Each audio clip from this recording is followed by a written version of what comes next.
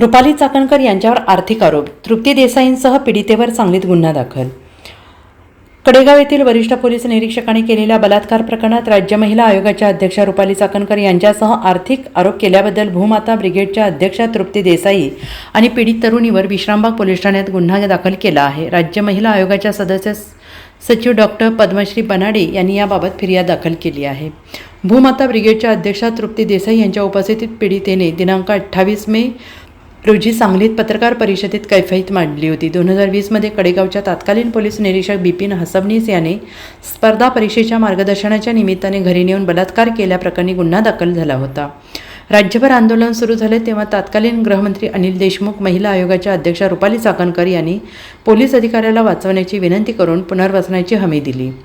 तेव्हा 1.5 कोटी रुपयांची ऑफर दिल्याचा आरोप पीडितेने केला. तत्कालीन पोलीस अधिकाऱ्यांनी सांगितलं, सांगलीत हॉटेलमध्ये पीडितेला 4 दिवस नजर कैदेत ठेवलं. महिला आयोग पोलीस प्रशासन सत्ताधारी संशयितांना पाठीशी घालत असल्याचा आरोप केला. दरम्यान तृप्ती देसाई आणि पीडितेने सांगलीत केलेल्या आरोपांची दखल महिला आयोगाने घेतली. त्यानुसार सदस्य सचिव डॉक्टर बनाडे यांनी दिनांक 3 जुलै रोजी सांगलीत येऊन विश्रामबाग पोलीस ठाण्यात फिर्याद दिली.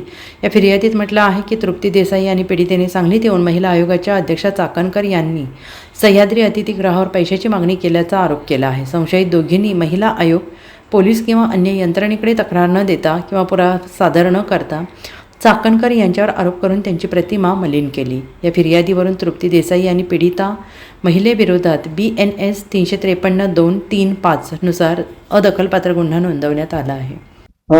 दिनांक 28/5/2025 रोजी सांगली येथील एका खासगी हॉटेलमध्ये तृप्ती देसाई सामाजिक कार्यकर्त्या यांनी पत्रकार परिषद घेऊन अध्यक्षा राज्य महिला आयोग यांच्याबद्दल बदनामीकारक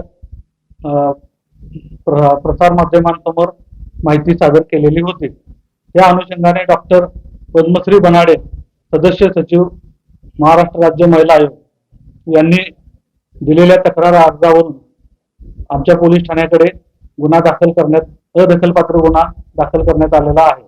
त्या अनुषंगाने चौकशी सुरू आहे. Bureau report SBN Marathi Sangli.